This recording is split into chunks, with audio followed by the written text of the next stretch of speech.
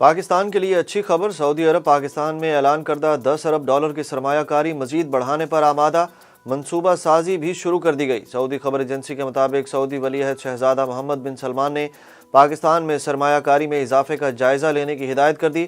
خبر ایجنسی کے مطابق ولی عہد محمد بن سلمان نے سعودی ڈیولپمنٹ فنڈ کو پاکستان کے مرکزی بینک میں جمع کروائی گئی رقم کو اب 5 ارب ڈالر تک بڑھانے پر جائزہ لینے کی بھی ہدایت کر دی ہے۔ جنیوا کانفرنس میں دنیا نے سیلاب سے تباہ حال پاکستان کی مدد کے لیے حامی بھرتے ہوئے 10.5 ارب ڈالر سے زائد کی امداد کا اعلان کر دیا۔ پاکستان کے لیے امداد کے غیر معمولی وعدوں پر اقوام متحدہ کا بھی حیرت کا اظہار۔ منتظم اقوام متحدہ ترقیاتی پروگرام نے کہا کہ ڈونر کانفرنس میں اکثر عطیات کا اعلان مقاصد اور اہداف سے کم ہوتا ہے، لیکن پاکستان کے لیے عطیات کے وعدے ہدف سے زیادہ ہونا غیر معمولی ہے۔ وزیر اعظم پاکستان میاں محمد شہباز شریف نے عالمی رہنماؤں کی جانب سے امدادی رقم کے اعلان پر شکریہ ادا کرتے ہوئے کہا کہ عالمی برادری نے جنیوا کانفرنس میں بے مثال ہمدردی کا نمونہ پیش کیا۔ شہباز شریف نے ٹویٹ میں کہا کہ دنیا نے کل دیکھا کہ مصیبت زدہ انسانیت کے لیے قومیں کس طرح اکٹھی ہوتی ہیں۔ جنیوا کانفرنس میں پاکستان کے ساتھ ہونے والی اظہار ہمدردی نے بہت متاثر کیا۔ اجتماعی کوششوں سے زندگی اور امیدوں کو دوبارہ بحال کریں گے۔ Army chief general Asim Munir کی اماراتی صدر شیخ محمد بن زید ال نہیان سے ملاقات۔ عرب خبر رساں ادارے کے مطابق آرمی چیف اور متحدہ عرب امارات کے صدر کے درمیان قصر الشاطی پیلس میں ملاقات ہوئی۔ ملاقات کے دوران متحدہ عرب امارات اور پاکستان کے درمیان دفاعی اور عسکری امور میں تعاون کے تعلقات اور مشترکہ کام کے ساتھ دونوں دوست ممالک کے مشترکہ مفادات کے لیے انہیں مضبوط بنانے کے طریقوں کا جائزہ لیا گیا۔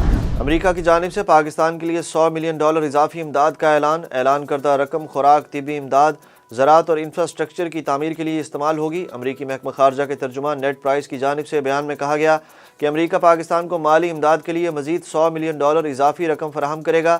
فراہمی کے لیے دونوں ممالک مل کر کام کر رہے ہیں۔ امریکی محکمہ خارجہ ترجمان کا مزید کہنا تھا کہ پاکستان میں متاثرین کی بحالی ایک مسلسل عمل ہے جس کے لیے پاکستان کی مدد کے لیے تیار ہیں۔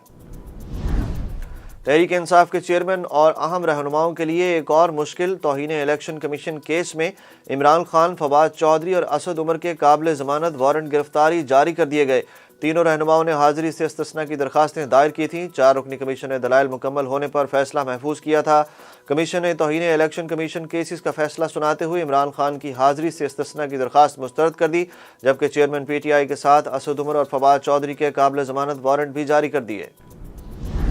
تحریک انصاف کے چیئرمین عمران خان کی وزیر اعظم پر شدید تنقید، بولے وزیر اعظم شہباز شریف کو لاؤ لشکر سمیت جنیوا جا کر بھیک مانگتے ہوئے شرم نہیں آتی؟ معیشت کو سنبھالنے کے دعوے داروں نے خود غیروں کے پاؤں پکڑ کر بھیک مانگی۔ وزیر اعلیٰ پنجاب چودھری پرویز الہی اور راسخ الہی سے سابق وزیر اعظم عمران خان نے ملاقات کی۔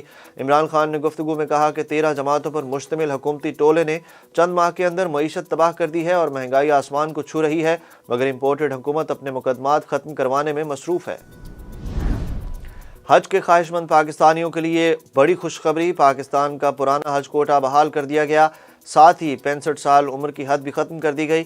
وزارت مذہبی امور کے مطابق وزیر مذہبی امور مفتی عبدالشکور سعودی عرب کی دعوت پر 4 روزہ عالمی حج کانفرنس میں شرکت کے لیے جدہ پہنچ گئے۔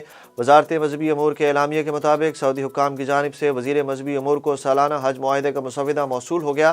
رواں سال حج درخواستیں فروری کے آخر تک طلب کیے جانے کا امکان ہے، جبکہ کابینہ کی منظوری کے بعد وفاقی وزیر مذہبی امور حتمی حج پالیسی 2023 کا اعلان کریں گے۔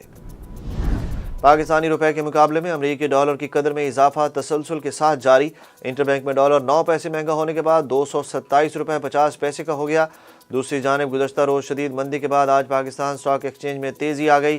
100 انڈیکس 473 پوائنٹس کے اضافے سے 41,000 پوائنٹس کے قریب پہنچ گیا، اور پاکستان نے پہلے ون ڈے میچ میں نیوزی لینڈ کو 6 وکٹوں سے شکست دے کر 3 میچوں کی سیریز میں 1-0 سے برتری حاصل کر لی۔ نیوزی لینڈ نے پہلے ون ڈے میچ میں پاکستان کو جیت کے لیے 256 رنز کا ہدف دیا تھا، جو پاکستان نے 4 وکٹوں کے نقصان پر 48.1 اوور میں پورا کر لیا۔ فخر زمان، بابر اعظم اور محمد رضوان نے نصف سینچریاں سکور کیں۔ قومی فاسٹ بولر نسیم شاہ نے نیوزی لینڈ کے خلاف میچ میں 5 وکٹیں حاصل کیں۔ نسیم شاہ اپنے کیریئر کے پہلے 4 ون ڈے میچز میں سب سے زیادہ وکٹیں لینے والے بولر بن گئے۔ نسیم شاہ نے 15 وکٹیں لے کر آسٹریلیا کے ریان ہیرس اور گیری گلمور کا 4 میچز میں 14 وکٹیں لینے کا ریکارڈ توڑ دیا۔